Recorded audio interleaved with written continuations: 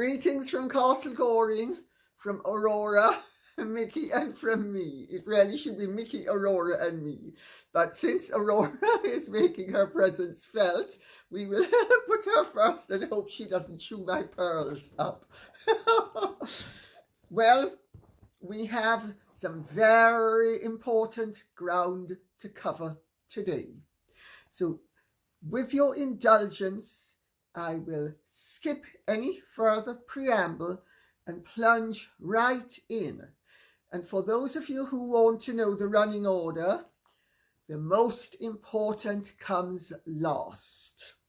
There's a bit of levity, but really, by and large, we're discussing one or two very serious issues. Very.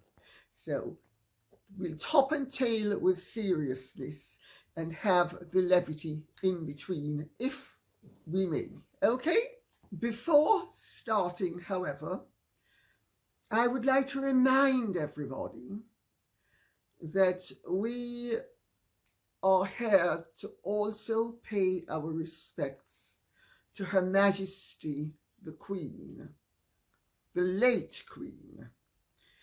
And she is not buried yet, and it is to be deeply regretted that there are maneuverings, antics, and quite frankly, totally disreputable and disgraceful behavior taking place behind the scenes, opportunistically using her death to try to gain advantage for a certain couple.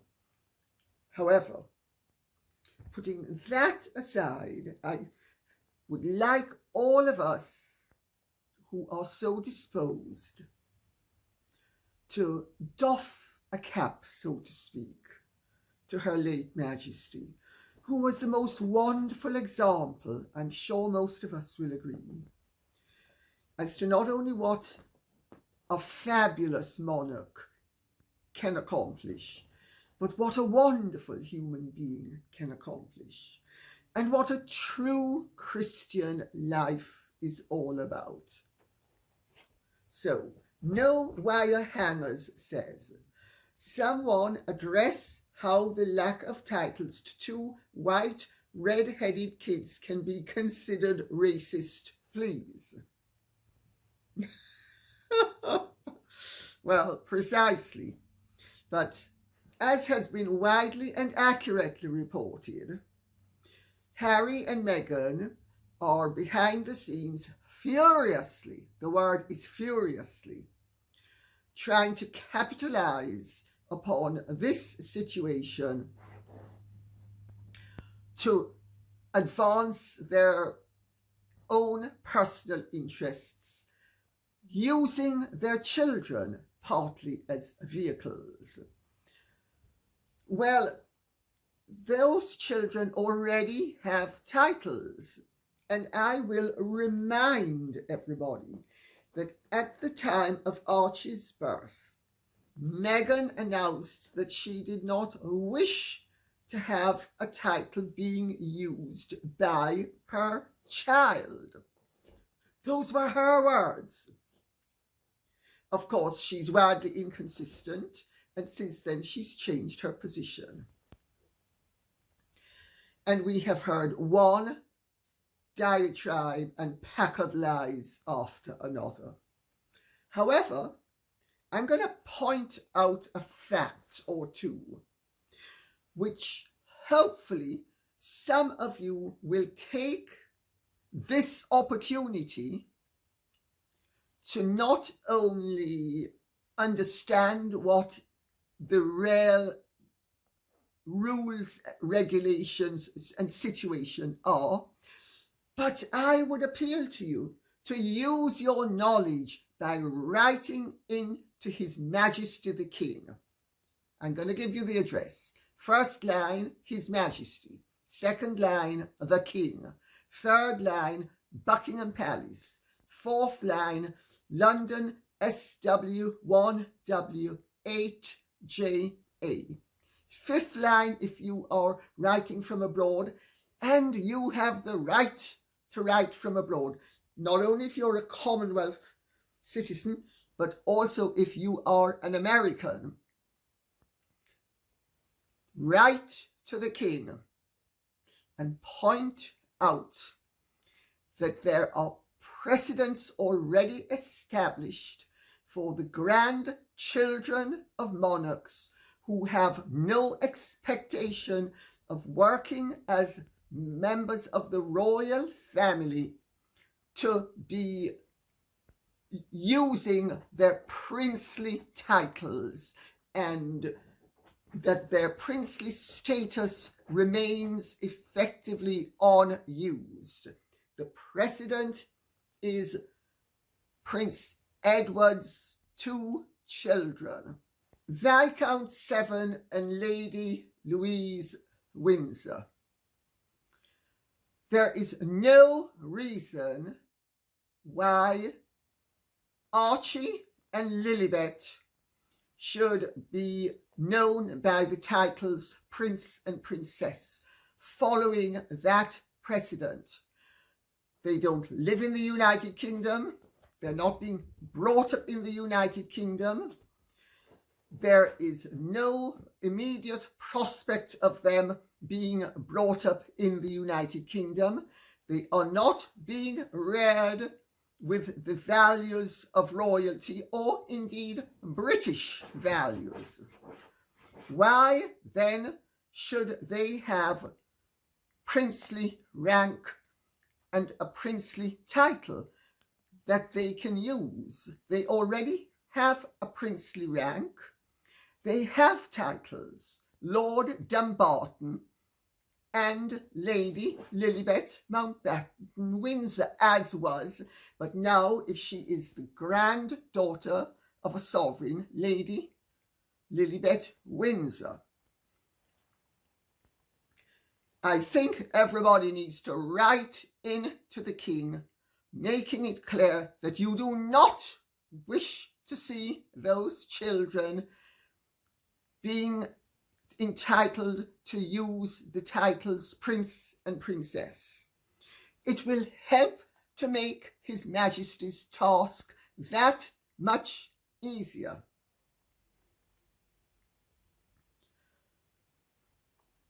Harry and Meghan have played the colour card, trying to make out that the reason why the children would not be given the use of the title Prince and Princess was because they had a little bit of Sub-African Saharan blood.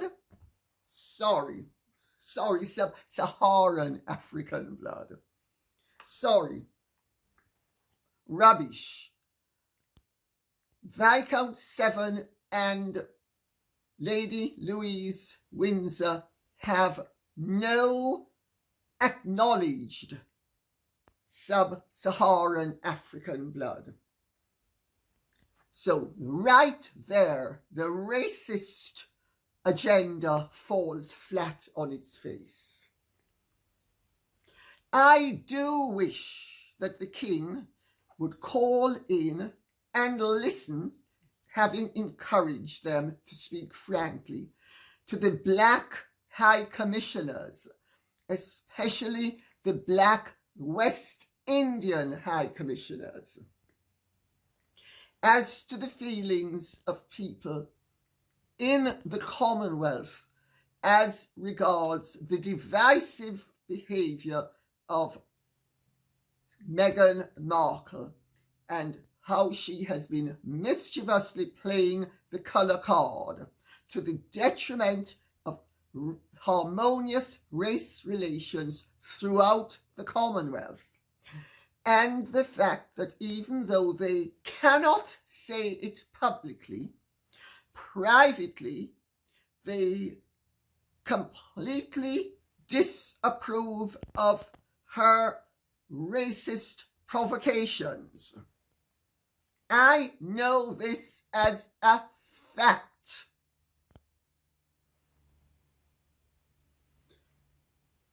You know, it is totally unacceptable that Harry and Meghan would use race to try to gain something for their children that their children quite possibly will never need, but that they will exploit in the meantime.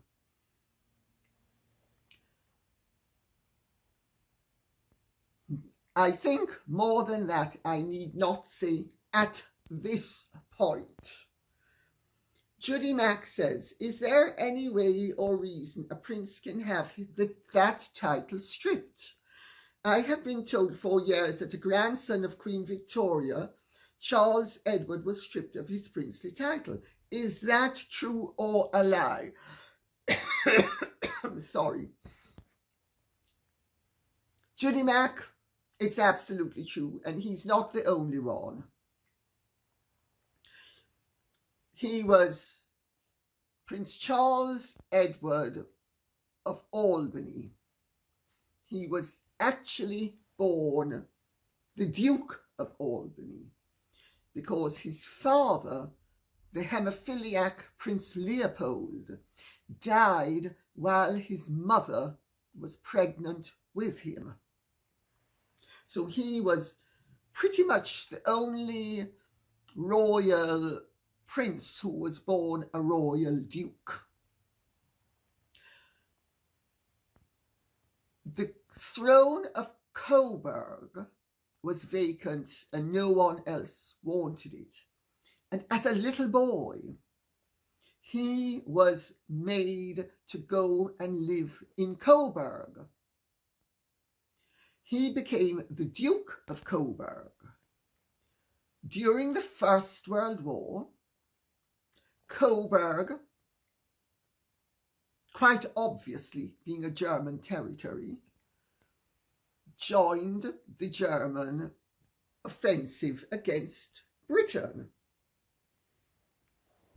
He and the Duke of Cumberland, who was the uncrowned King of Hanover, and remember, Queen Victoria's dynasty was the Hanoverian dynasty. He was also stripped of his princely rank and ducal title in this country. But there are other precedents as well, which have nothing to do with hostile behaviour. Prince Alistair of Connaught, the son and heir of the Duke of Connaught and Prince and Princess Arthur of Connaught. In 1917, I should say up until 1917, he was known as His Highness Prince Alistair of Connaught. After 1917, when George V rearranged the usage of titles for the royal family, he was demoted to the Earl of Macduff. He subsequently succeeded to his grandfather's title as the second Duke of Connaught. I know that many members of the public would like to see Harry and Meghan divested of their royal titles. I also know that there is a motion before Parliament which will have the second reading before the House of Commons in December, giving the monarch the right to strip certain people of their peerages. The monarch already is the fount of all honour and has the right to strip people of their titles. There's a distinction between a title and a peerage. The monarch can, with the stroke of a pen, strip any member of the royal family of their princely rank.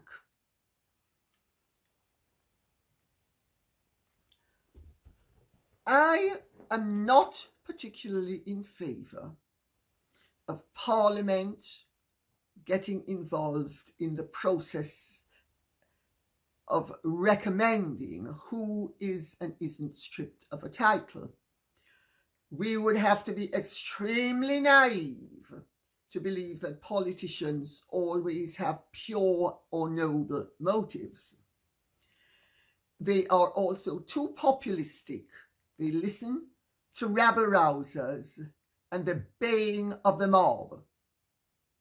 Civilized societies do not jump to the baying of a mob, which is nowadays much more easy to create because of the internet.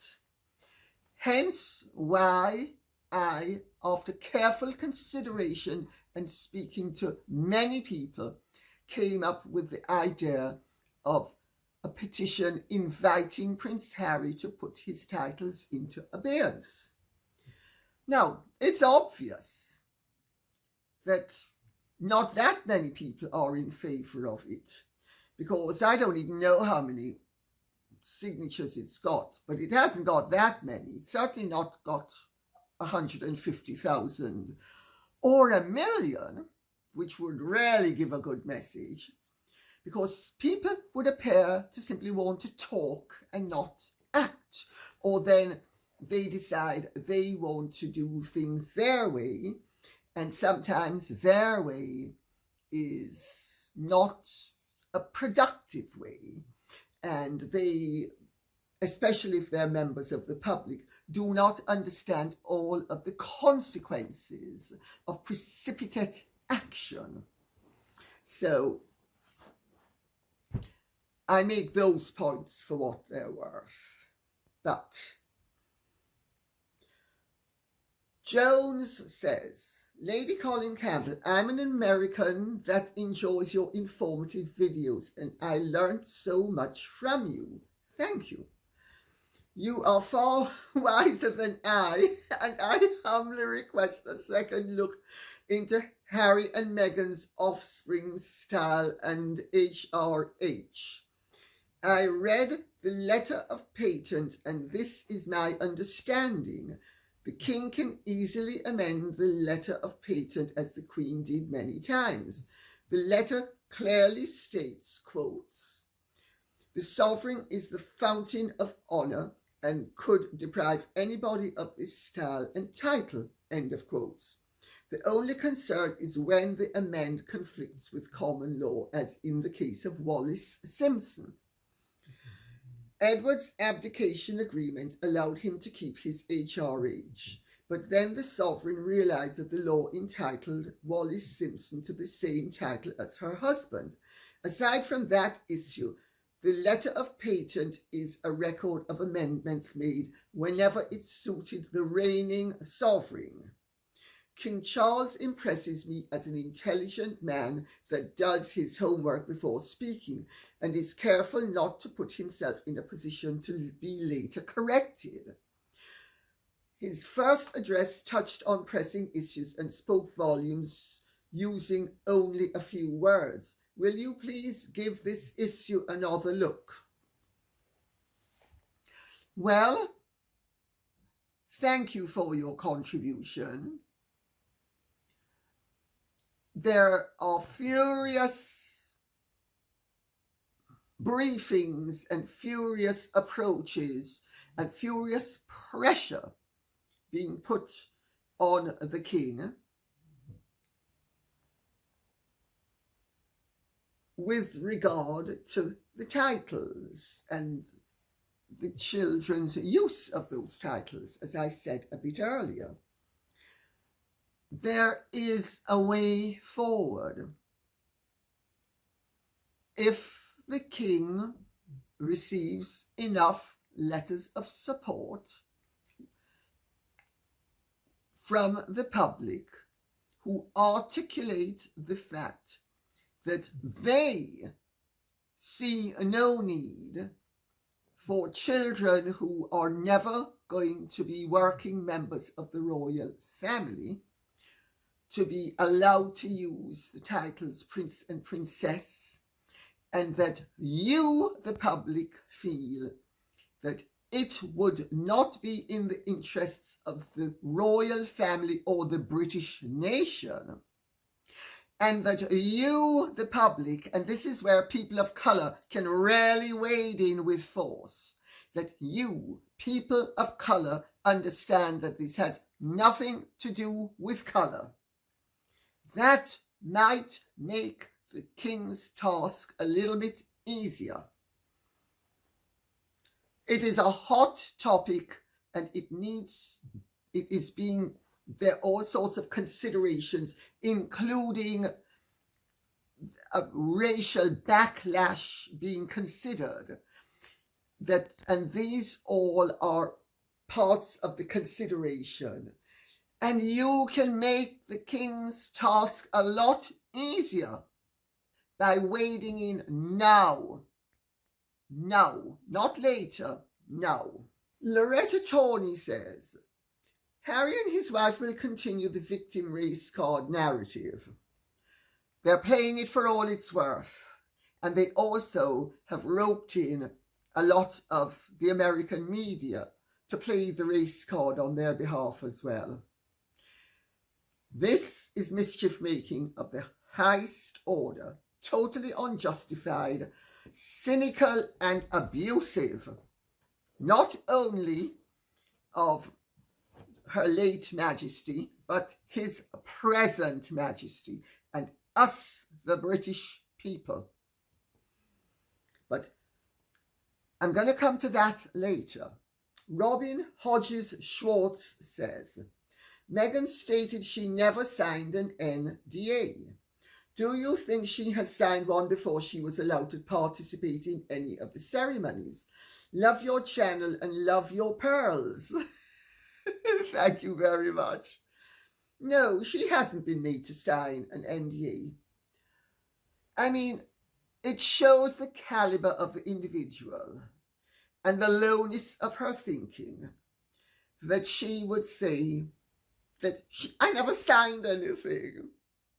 Well, you don't enter a family and are treated with respect and then articulate that you, and almost as a boast, that you were not treated as staff. You weren't staff. You were never staff. But it shows the lowness of your mentality that you would use one set of rules to boost yourself at the expense of another segment of the population. Sean Price says, Harry and Meghan holding hands at the lying state. This is surely wrong.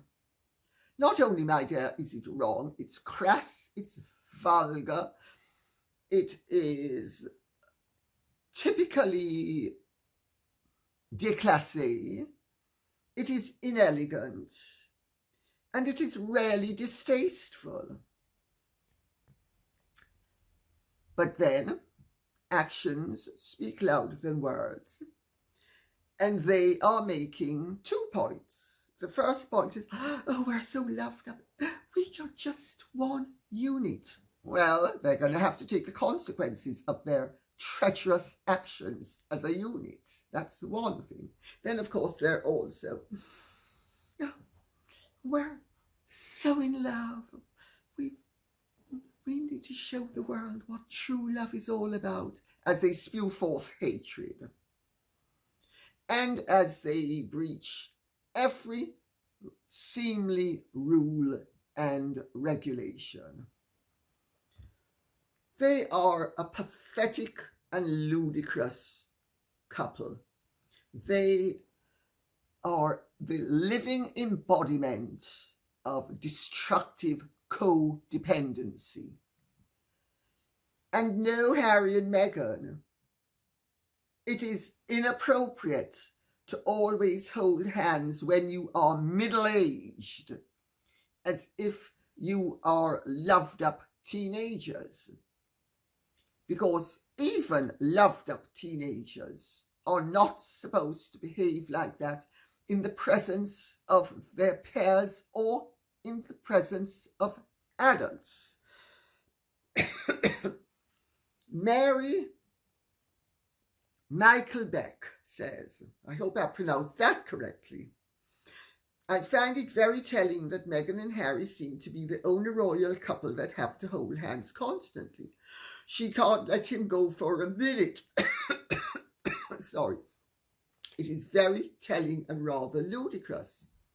Yes, it is telling and it is ludicrous, and she does make a point when she's doing it. She makes a point that she's weak and pathetic and a vulgarian. She also makes the point that she has him under firm control. He makes the point that he's a big, potent, powerful man who's going to be protecting his sweet little flower.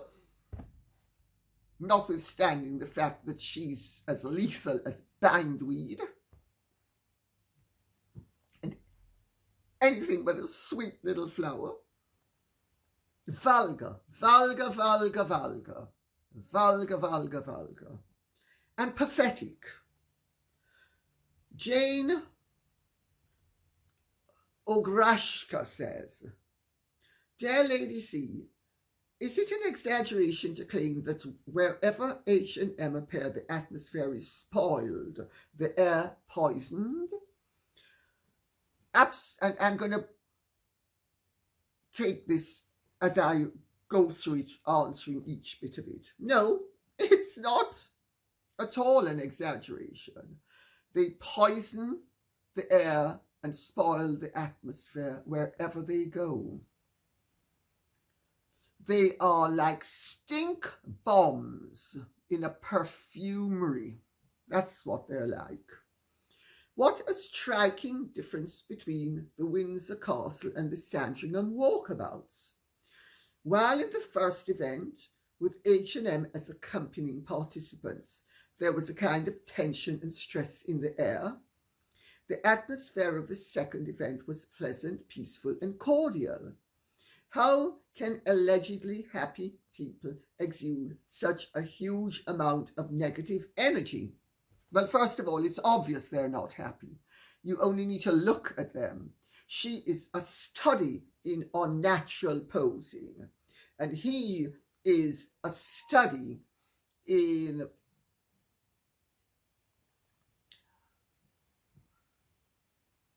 the effects of having had your life sucked out of you. Let's put it that way. They're not happy. They are deeply destructive. And if that is happiness, please give me unhappiness. And yes, wherever they are, there's trouble, there's tension, there's drama. Harry, on his own, was able to spin, with the help of everybody surrounding him, his personal failings into something positive. That's why he was so loved. As soon as he had Meghan in his life, and she gave him permission to be the jerk that he is in part truly and always was, and as soon as she was elevated enough that she didn't need to continue to pose as somebody who was nice and helpful and humane, and she could then just wield the whip and flog the power and slap him once, slap him twice, slap him again. We've seen their true colours. They are negative people with destructive energy, and they are willingly allowing themselves to be used by forces beyond this nation's borders to not only damage the British monarchy and the interests of the British people and the interests of people within the Commonwealth, but also in the United States of America. They are being used willingly by rather destructive forces. But I'll come to that in a little while. Diana Hune, Doctor of Psychology, ABD, says, Lady C, I wonder if she has something in her air, as she did on Ellen. She crossed the road during the walkabout, this is obviously the Windsor Castle walkabout, to hug one particular person whose companions recorded audio and visual. Also, the picture of Harry and Meghan walking behind King Charles, taken at exactly the right time, may have been directed by someone speaking in her ear. These are very interesting observations and hypotheses. I am reliably informed that Harry was absolutely accurate when he said, Meghan is capable of anything, and that you cannot exclude that she will do anything if it is in her perceived interests to do so. There is little doubt that at the walkabout they had plants. Very little doubt. As for that photograph, well, they and Padre Pio are the only people I know of who possibly had the capacity to be in two places at the same time. And there is some doubt as to whether all the photographs that they leak are genuine and that they are not photoshopped. More than that, I do not wish to say, because this is really a very peripheral side issue that is of little consequence in the larger picture, but it does show how scheming, manipulative, calculated, and strategic she is. Jazz says, Dear Lady C, I just saw the video of the royal family filing past the Queen's coffin, and I noticed Meghan still hasn't learned how to curtsey. Princess Catherine performed her curtsey perfectly, followed by Meghan, who attempted to curtsey, but did a mad leg scramble. Oh dear, some of you are just too funny for words. In addition, all of the mourners looked very somber until you got to Harry and Meghan, and they were the only ones holding hands. It threw the continuity of the whole line off. Thank you, Lady C, for letting me vent. Hugs to you, Mickey, Aurora, and Treasure. Thank you for that. I don't think I need to add anything to this because it's a very well-considered and realistic observation. Maxine Morales says, I'm just so appalled and angry that the US thinks they can butt their nose into British matters and make outrageous, ignorant, hateful noise about the British royal family. To all the Americans posting here, I wish to say thank you 1,000 times for apologizing and explaining that most of you are decent, kind people who have respect. It is comforting. And shall I tell you, Maxine Morales, I thank you for that comment.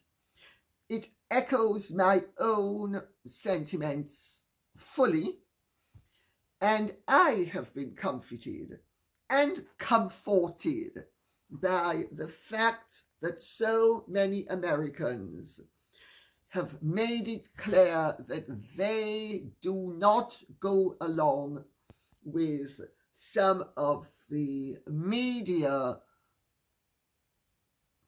really disturbances, because I won't even call them noise, they're disturbances. They're very destructive, they're very disrespectful, and they're really nasty and inappropriate.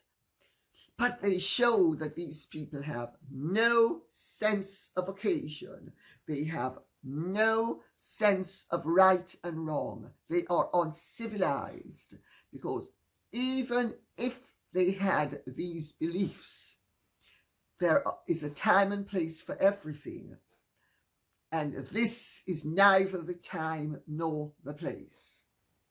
Scouser on Tour says, I've noticed this increase in comments from the people of the USA on the UK and its traditions, monarchy, and wildly using the racism card. They live in the USA, so should be minding their own business. It's our country, not theirs. They need to concentrate on putting their own house in order. There is certainly plenty to be looked into. It's the old adage that people in glass houses shouldn't be throwing stones. And here I am going to make a point and back up this comment. All the hatred about the British Empire, which I will get to a bit later, in terms of what the British Empire stood for and what its accomplishments and drawbacks were. The British Empire collectively is responsible for fewer deaths than the American state in the 20th and 21st century in its various incursions into foreign territories such as Afghanistan, Vietnam, Syria, Iraq, Libya, their interference in Iran, Yemen,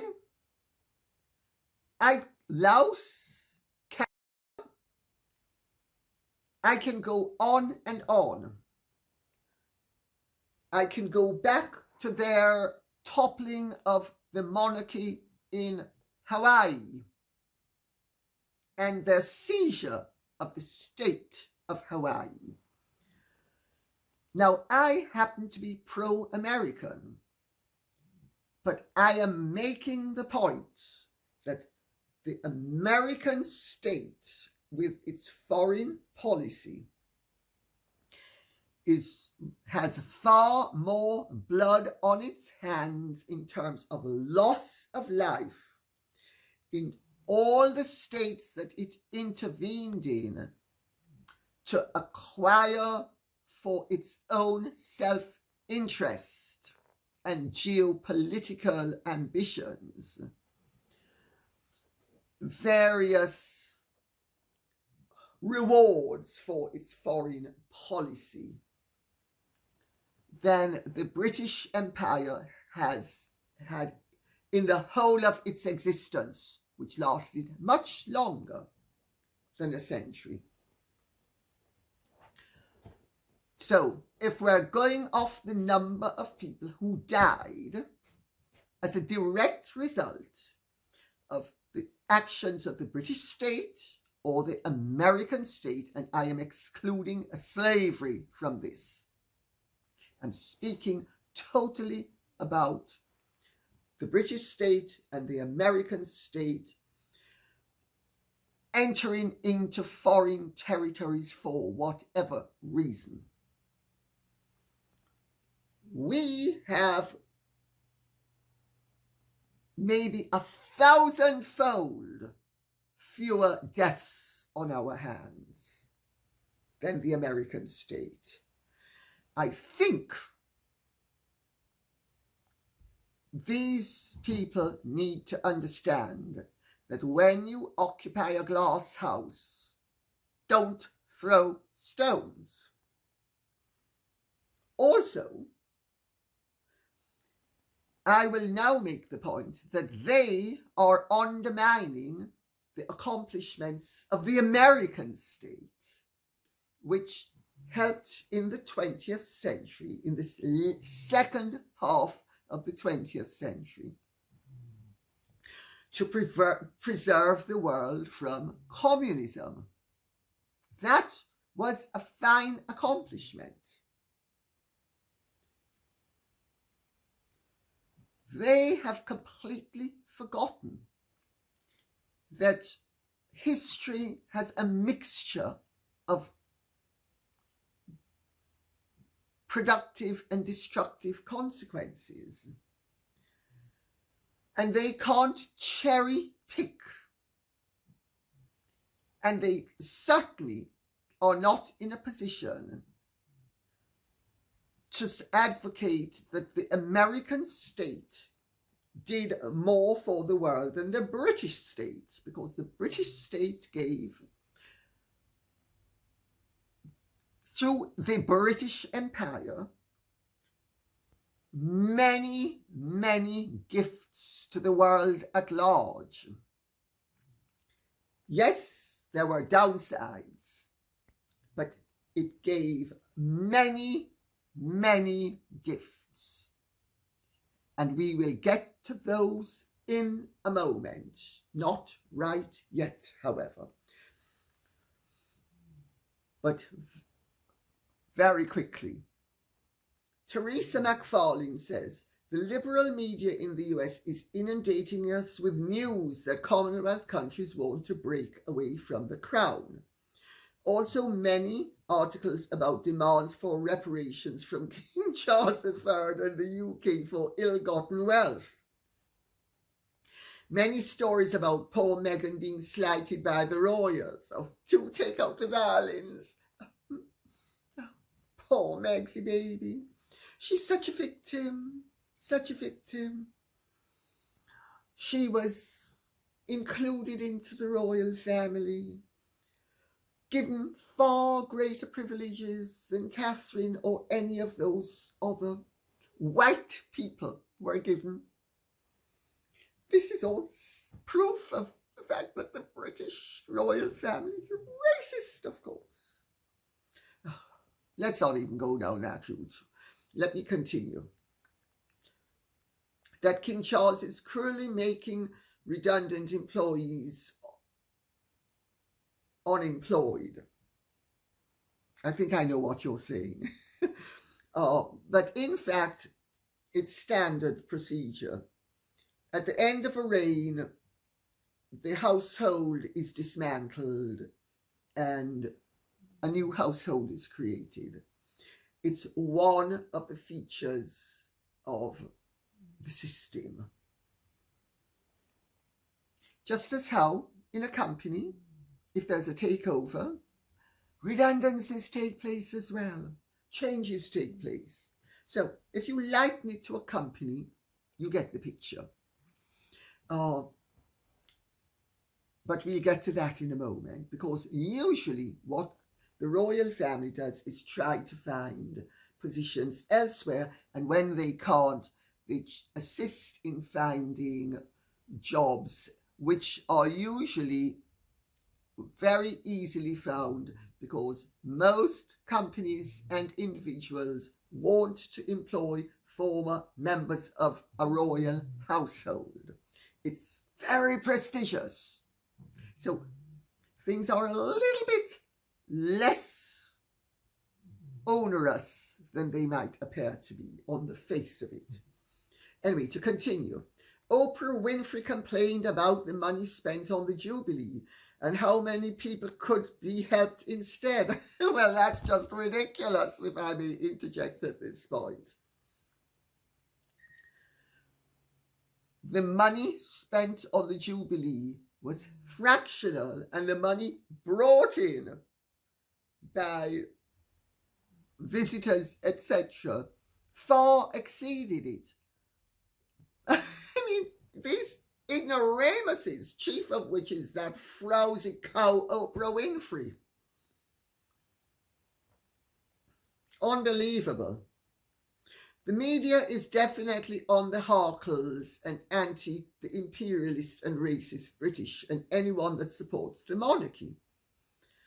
It's the American media mostly, because even the British media at this point, those segments of it that are not particularly monarchist, even they are being supportive of our present situation. So let's not say the media, it's the American media, much of which is very woke. I was raised in London. My mum is English. I love Britain, British history, architecture, literature, countryside, and monarchy. I am proud of my culture. We all have a right to be appreciative of Britain's contributions to the world. I have many friends that think they need to make me open my eyes to the racist white privilege and damage caused by the Europeans. That includes the British, by the way. Well, I'm going to now read out the final question, because this is where we really get into the nitty-gritty. And this is basically, I'm skirting over many major issues, because what I'm about to say, I could take 12 hours to say it, and I wouldn't exhaust the wealth of information and material and knowledge available on the topic. Marblehead says, "What are these dark forces afoot? It is frightening." There are dark forces afoot.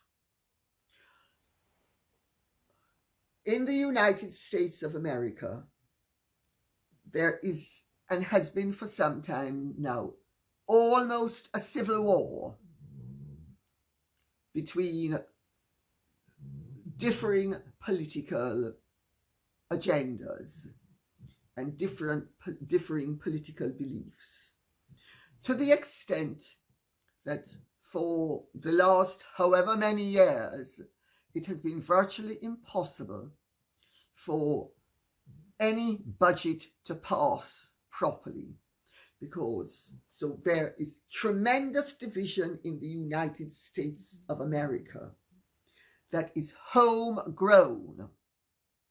This has a knock-on effect on the rest of the world. You know, they say if America sneezes, everybody else catches a cold. There's a reason for saying that. So that's the first thing to bear in mind. And a lot of the negative comments and a lot of the anti-monarchic comments emanate from the United States of America, including the once prestigious New York Times, which in the last few days has been made to apologize for its, shall we say, erroneous posturings. This would not have happened 30 years ago. The New York Times would not have committed such a solecism, nor would it have been so low in terms of its regulation that it would have published such destructive information and taken such an untoward stance that it then had to apologize over. But the American media in my lifetime have been to a large extent taken over by left-wing illiberals posing as liberals. There is emanating from the United States of America a neo-Puritan authoritarianism that has seeped into Western culture and seeks to seep in even more as it seeps in to undermine the liberal accomplishments of the Western world, we need to remember that more people are freer, richer, more comfortable, better off, have more opportunities and advantages now than they have ever had in the history of humanity. This is largely, if not entirely, due to the fruit of the Age of Enlightenment, the movement of Enlightenment. It's an 18th century movement, European, that was capitalized upon by the British Empire. The British Empire, the British state, the British monarchy, which was in a day and age when very few monarchies were constitutional monarchies, was a constitutional monarchy with a parliamentary system. The British Empire is the one that exported the concept of parliamentary democracy, of representation by the people, for the people, with the consent of the people. It's not an illiberal, left-wing, woke export or accomplishment. It is entirely British. Let us remember that. Britain, while it was an empire, with it not only exported the English language, which is now the lingua franca of the whole world,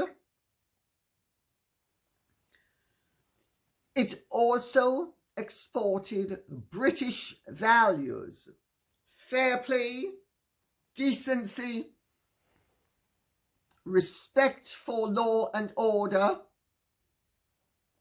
The British Empire, throughout the British Empire, was administered by a handful of officials in each country. Thousands of people in the Indian subcontinent administered that whole subcontinent. Thousands, not millions, thousands. That should tell you something. By and large, the British Empire was peaceable. It gave people rights that they did not possess before. I will mention, while we're on the subject of India, they cleaned up the system of suti, whereby a widow or several widows would be burnt on the funeral pyre with her husband when he died. That was something the British brought to an end. They also destroyed the thuggies. The thuggies were a caste that were criminals that used to kidnap and kill travelers. They also brought to an end, insofar as they could, child marriage in Africa. Let me repeat that. They brought to an end, insofar as they were capable of, and once they left, the system started to flourish again, the murder of children for the purposes of witchcraft. And I'm going to come to that in a moment, because I'm going to read out something from the United Nations and the BBC. Two organizations that nobody in their right mind could say are pro-monarchist British on that subject. The British nation through John Locke, created the rights of man, and through Mary Wollstonecraft, whose daughter Mary Shelley owned this castle and sold it. Mary Wollstonecraft created the rights of woman. These are British accomplishments. They're not left-wing, French, American,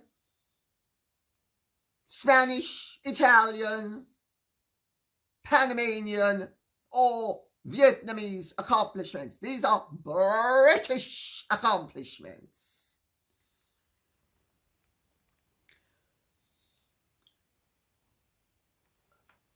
The fact that the left-wing illiberals in the United States are playing the race card, as they keep on doing, demanding reparations. Why would any British person give reparations?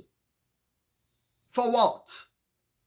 The Africans sold their own kind into slavery. The Americans promulgated slavery long after the British. The British abolished the slave trade in 1807.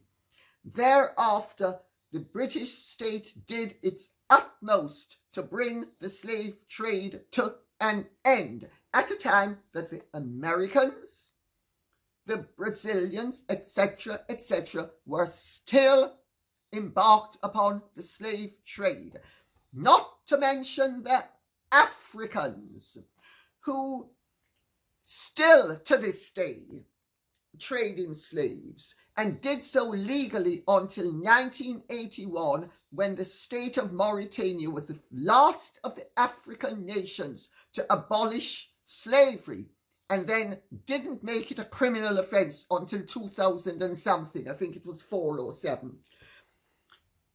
Why are the British and the British monarchy being blamed when the British nation is the one that, at a time that everywhere else slavery was legal, the British nation not only prevented the slave trade, but then abolished slavery? Why is the British monarchy being held responsible? And why are the British people being held responsible? Everybody profited from slavery. Everybody except slaves profited from slavery. And there were occasions when slaves were well treated. There were also, regrettably, many occasions upon which they were badly treated. And I'm not in favour of slavery. However, why is there an agenda? And I'll tell you why. Because there is an anti-Anglo-Saxon movement that emanates in the United States of America. I saw it wash upon Jamaican shores many years ago. And remember, I'm Jamaican. It's washed up on British shores. It's got ever more vociferous and ever louder. And the blacks are being used and are using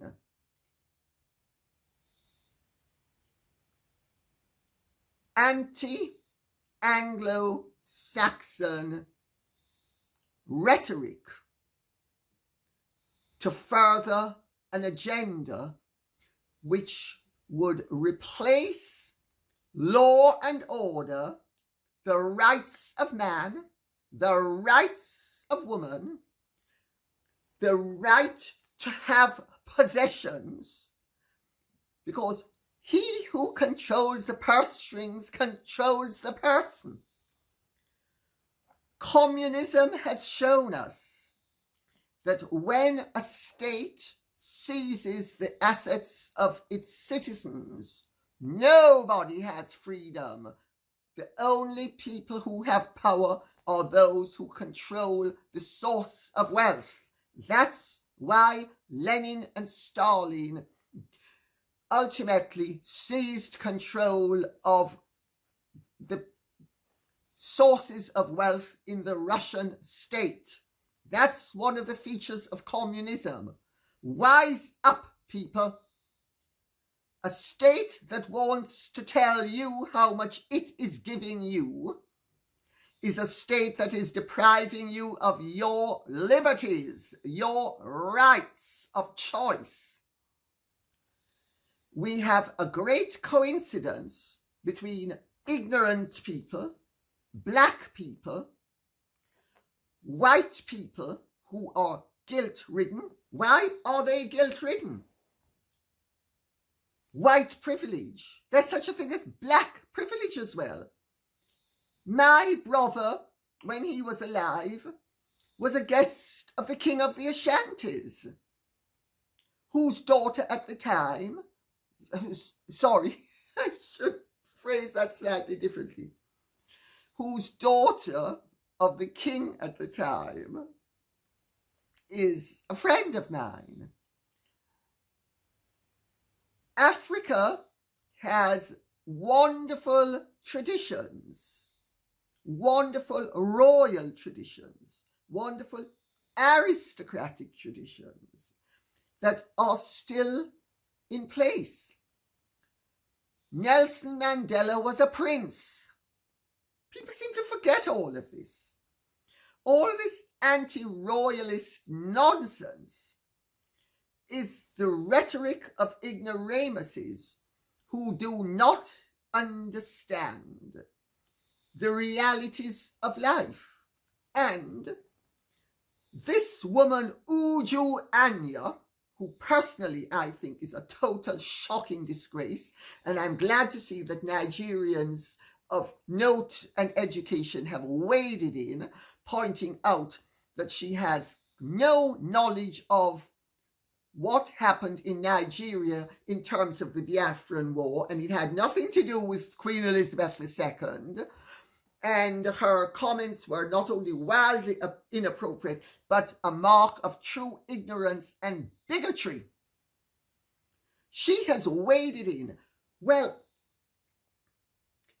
Uju Anya, why aren't you speaking about the fact that even today there's forced marriage in Nigeria for children, young brides, virgins, children? What about genital mutilation? Why aren't you speaking about that? I know why you're not speaking about that. Because you're either an ignoramus or an illiterate, or maybe just malicious. And it doesn't further your agenda to spew forth truth when you can spew forth ignorant hatred. I'm now going to read out something about what is taking place in Africa at the moment, because a lot of this is anti-white, anti-royalist, but only British royalist, not African royalist, only British royalist, but anti-British. And may I interject at this point and say, I do wish people would listen to Thomas Sowell, the great American philosopher, black. Trevor Phillips, he was the head of the Equal Opportunities Commission here, wonderful man. These are all thinkers. There are politicians like Sean Bailey, who regrettably was not elected Mayor of London. Instead, we got this jerk Sadiq Khan again, or Dominique Samuels, very well considered person. And now I'm going to read out, and this is information from the United Nations via the BBC. The practice of ritual killings and human sacrifice continues to take place in Sub-Saharan Africa, in contravention of the African Charter on Human and People's Rights and other human rights instruments.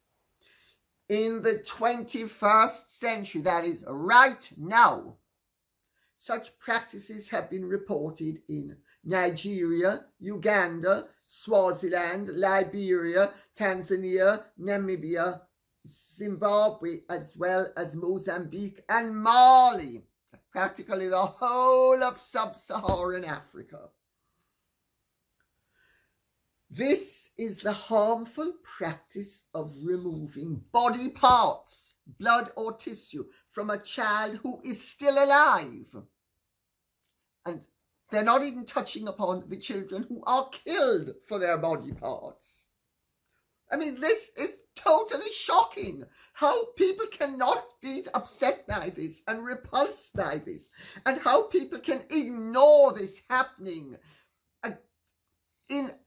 on a continental level against innocent children is beyond me. And how can black people not do something about it? Black people like Uju Anya. Why isn't she doing something about it? Why isn't she exposing it? Anyway, I'm going to continue. Rural districts near Kampala, Uganda's capital, have been badly affected by kidnappings of vulnerable people, children in particular, for sacrificial purposes. It is a modern phenomenon that purports to be part of the country's old custom. And at this point, I interject. This is one of the practices that the British sought to stamp out. And as long as they were in occupation, these practices were kept to a minimum. They have revived since the departure of the British. Let's reconcile that with supposed British malevolence and the natural goodness of all African people and the natural superiority and humanity of all African practices and culture. Let's reconcile those facts. And remember, this is from the United Nations and via the BBC as well. So, this is not made up by anti-blacks or anti-wokes. I continue. It is a modern phenomenon that purports to be part of the country's old custom through the use of traditional medicine, which roughly 80% of people rely on. Villages have been left gripped by fear and bewilderment from such activities. In exposed communities, roadside posters, workshops, and alert systems have been erected to warn children and their families of the danger posed by witch doctors abducting for the purposes of child sacrifice. This is what's going on in Africa now. And this is just one of the many revived practices that the supposedly malevolent British government tried to stamp out. I don't think I need to say any more at this point. I hope this gives everybody food for thought.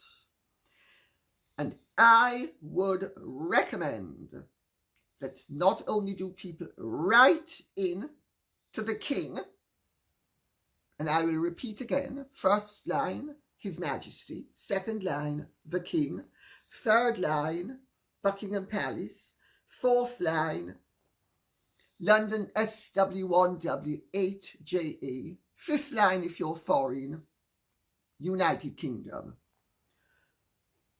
Requiring recognition of your belief that Harry and Meghan's children should not be given the right to use royal styles, titles and princely rank until such time as they are working members of the royal family. And also, I would recommend that you write to the newspapers that are filled with these lying, hateful comments about the British nation and the practices of the British Empire. Yes, there were atrocities sometimes committed, but relatively speaking, they were few and far between.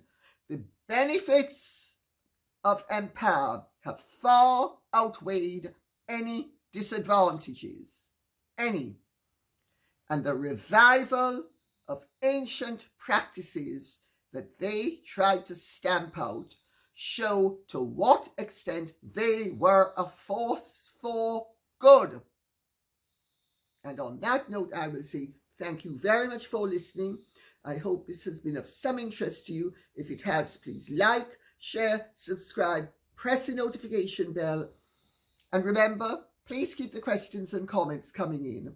This cannot be done without your input. Thank you. God bless and goodbye.